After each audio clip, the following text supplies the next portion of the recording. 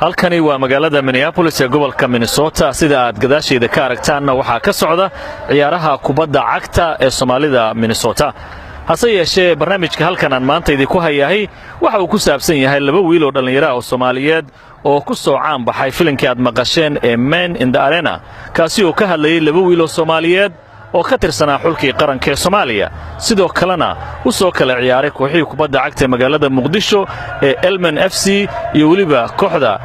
Banaadir Sports Club haddaba labadaas wiil oo la kala yiraahdo Saad Xuseen iyo Saadiq Maxamed oo haatan ku nool dalkan Mareykanka ayaa waxay ka mid ahaayeen ciyaartooydii ka qayb qaadanaysay koobka Soomaalida ee gobolka Minnesota lagu soo bandhigay isla markaana waxay u ciyaarayeen kooxda Ohio United iyaga ayaan jeclahay barnaamijkeena aan ku soo dhaweeyo Saad ayaan ku bilaabay Saad horta ku soo dhaw marka hore barnaamijka VOA ku dhawahay Chinese-kan maanta oo helay barnaamijka VOA aadaan ugu mahadsantahay qaabka ay u soo dhaweysay Saad waxaan ka warrami doonaa oo dabcan nooga sheekayn doontaa filimkii aad jishay iyo waxyaabihii ku saabsanaa laakiin marka hore waxaad iga warantaa hadda dalkii Mareykanka ayaad ku nooshahay oo dabcan Soomaaliya iyo xulkii qaranka ma joogtid Minneapolis aan ku kala noo koox oo haaya ayaad u ciyaaraysaa bal iga waran noloshaada Mareykanka sidaad Mareykanka u aragto sidaad uga heshay hadaad iga sheekayso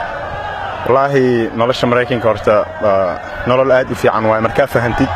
waxay ku dhaway laakiin marka hore markaa cusubta intaada fahansaneen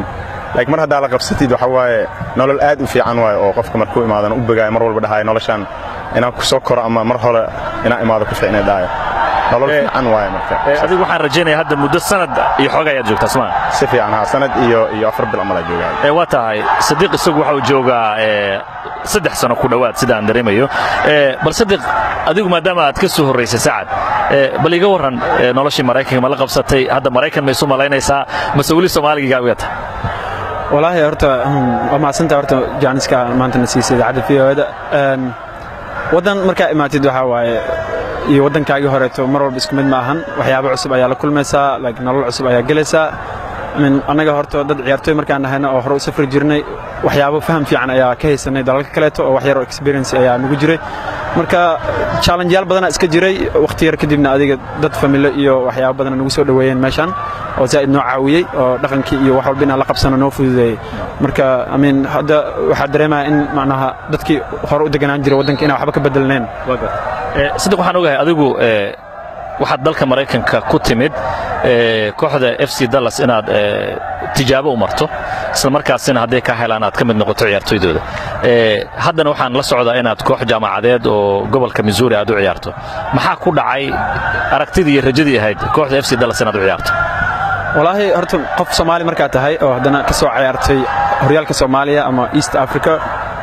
oo waliba wadankeena oo profile fiican lahayn oo la ogyahay xaaladda uu ku sugan yahay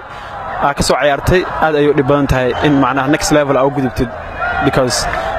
first waxa la fiirinayaa meesha ka imaatay profile-kaaga experience-ga aad soo lahaan jirtay iyo level-ka aad soo ciyaartay marka aniga horta waxaan ku roonaa aad ay u da'yara marka inta imaadayna waxaan rajaynayaa in aan horyaalka hore ka ciyaaro tijaabada markii aan maray kooxda FC Dallas adiga waxay ugu dhaheen waa ku baahanahay ciyaaryahan wanaagsan ayaa tahay oo mustaqbal waana yar tahay balse dhibka waxa waaye marka imaanay waxa ku imaaday fiiso oo booqasho ah soo waxay u yiraahdeen sheeg inaad dib u noqotid waaye oo lagu soo saaray fiisooyin cusub marka processka marka Soomaali tahay maaragtay wadankeena dawlad ka jirin aad u dhib badan yahay Janiska maaragtay marka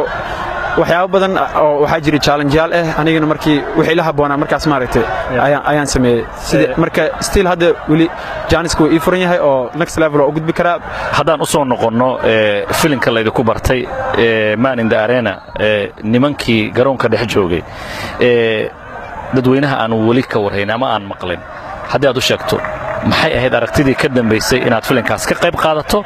ama kugu dhaliyay inaad filimkaasi noloshaada iyo qaabkaad u ciyaarayso inaad uga sheekayso wallahi horta anaga maana marka aad joogno Soomaaliya ama East Africa waxa waaye dalkeena dal burbursan waaye oo inta anaga jirno ama oo dawlad iyo wax nidaam aan soo arkin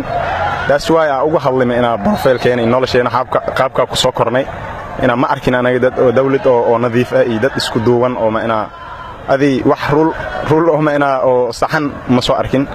taas waa ugu hadlay markaas soo aadna mal East Africa sida Kenya Tanzania wadamada qaar markaas soo aragnay traffic iyo wax walba rule oo leeyahay sharci oo leeyahay qof walba ina adi sharciga xukumo marka anagana marka waxaas dhan ma arkin mana ku soo korin taasoo aan hadlay iimaana profilkeena qaabka ku soo koray macnaha waa gartay sadiiq haddaan adiga ku soo laabto hadda Mareykankaad ku nooshahay Soomaaliya oo xaaladada ku jirtay colaad ka socoto ayaad xulkii qaranka Soomaaliya u dheelaysay gudaha dalka aad ka dheelaysay qofka Soomaaliga ah ciyaartooyga ee maanta Soomaaliya jooga ka soo inuu kubadda ciyaarayo wadamo badan oo Afrika ay waxa ay dhalintoodu ku riyoodaan inay maalin uun garoomada waaweyn ee Yurub ay tagaan oo ay ka mid noqdaan ciyaartooyda Muqdisho ama dalka Soomaaliya ka ciyaaraysa rajada noocaasi ma ku jirtaa oo markaad xagga joogta aragtidaas ma ku jirtaa والله هدي أنا دلنيرة عيارتوي أما هانو أما دلنيرة يرير أهانو قفل بوهمي وين أو كجرو حواي وأغنها حالة ودن كان وكسوجين هاي أنا قفل دلنيرة أي وحبر شدي كواليتي ملهن وسيفتي مجرو every like ما نقول بوحبات كدعو like نرشي معنا مو بتد أنا جريا جنبت وكسوه ينسد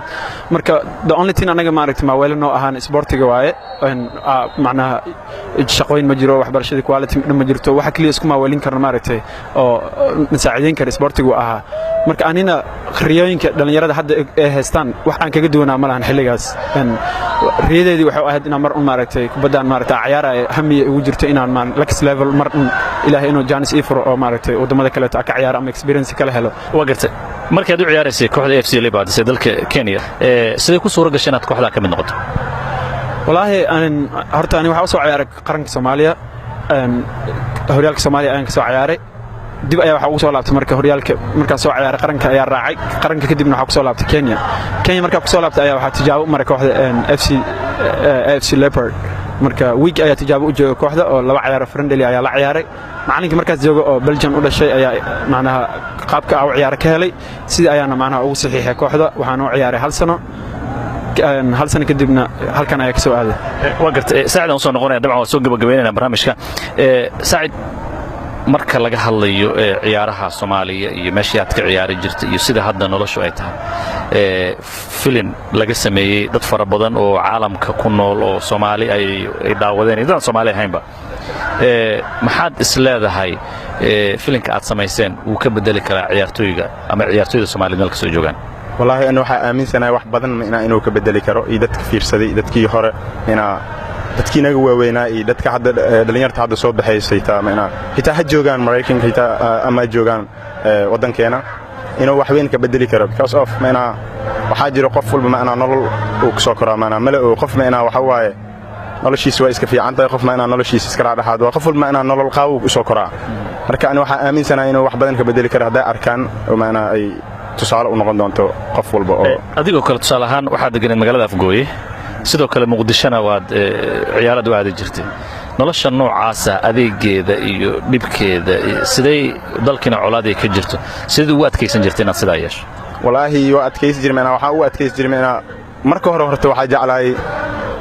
footballka si fiican u jeclaay teeda kalena dana hubigaygu ahayba inaan balooni iska dheelo saas darteeda uu dul qaadanay anoo Afgooyna degan teamkaygana Muqdisho ka dhisan wiki amesh Muqdisho iska joogo weekendigana iska aado magaaladeeda labadiina min hal su'aal aan weydiinay qof walbana aan jeclahay inuu daqiiqad ku soo koobo sidaan ku hormaraya intii aad Muqdisho joogtay ciyaaraysay wixii kuugu dhibka badnaa ku soo mar maxay ahaayeen wallahi markii aad tahay wiil dhalinyaro waxyaabo badan ayaa la kulmaysaa xaaladihii ugu dambeeyay ee Soomaaliya markii laga hadlo waxyaabihii igu xumaa waxay ahayd habeenkii waxa Soomaaliya anigoo dagaalada jira ayaa ka soo cararay markaan ka soo cararayna koox ayaa soo codsatay oo ku laabtay marka kooxda ku laabtay habeenkii ugu horeeyay airbar ka soo degay habeenkii niman ciidan ay qabtay qoryaha lagu haayay habeenkaasna wallahi ilaaha halkeeda like waa isdhiib nolosheeda waxa isdhahay isha way ku dhamaatay nasiib wanaag adiga muddo oo saacada camal liihaye markii dambana waa la fasaxay marka waxyaabahaas aniga oo waliba hooyada ka qariyay oo dadkayga macnaha aan been u sheegay oo dhahay maaragtay dadku bad ina ciyaar dhahay ii sheeg hooyo waxyaabo kala jirsan oo Soomaaliya aadin la ogyahay riskiga aadin la dhahay inta qaatay 1 hours bas ajiifay marka soo kacayna in macnaha nolosheeda ay halis gashay wallahi waxyaabahaas oo soo dul qaadanay maanta alxamdulillah ilaahay nuga amaansaday Saacid isagu wuxuu ugu yaabka badnaa ugu naxtinta badnaanaad adiga waxaan rabaa dalkaaga markaad joogteed kubadda cagta ciyaaraysay ee Muqdisho joogtay dabcan xumaan naxdin iyo argagax kaliya ma aanu jirin maxaa kuugu farxad badnaa oo aad ku xusuusataa maalmaha banooniga ciyaaraysay marka ku sheeg waxa ugu farxad badnaa waxa maalin kooxdeeda ay ka guuleysanaysay horyaalka oo nooga xirnaayay hal game inaan badino bis geemkaasna aan la ciyaaraynay kooxda Sadiq kooxdiisa oo ciyaaray geemkaasna tuwana ugu badin goolka guushan aan ka dhalay Afrika waay marka waxa leedahay Sadiq oo xamarna aan uga soo adkaaday maanta wali farxadii ma dhamaanin wali ma dhamaanaha ilaa hadda mar walba tusaa videoga waxa mar walba dib tusaa waata aad iyo aad baad u mahadsantihiin kuwaasi waxay ahaayeen Saad Xuseen oo kamid ah xulkii qaranka ee Soomaaliya kooxdii Elman sidoo kale Sadiq Maxamed oo isaguna kooxdii Banaadir FC ama Banaadir Sports Club u ciyaarayay xulka qarankana sidoo kale u ciyaaray sidoo Saad ku soo gabagabeeyay ciyaar horyaalka lagu oo labii halka gabadiyay daawadayaal inta ayaan ku soo gabagabeynayaa barnaamijkan idinku tala galnay tan iyo kulan dambe waa Maxamuud Mascad oo idin la sida iyo nabadgelyo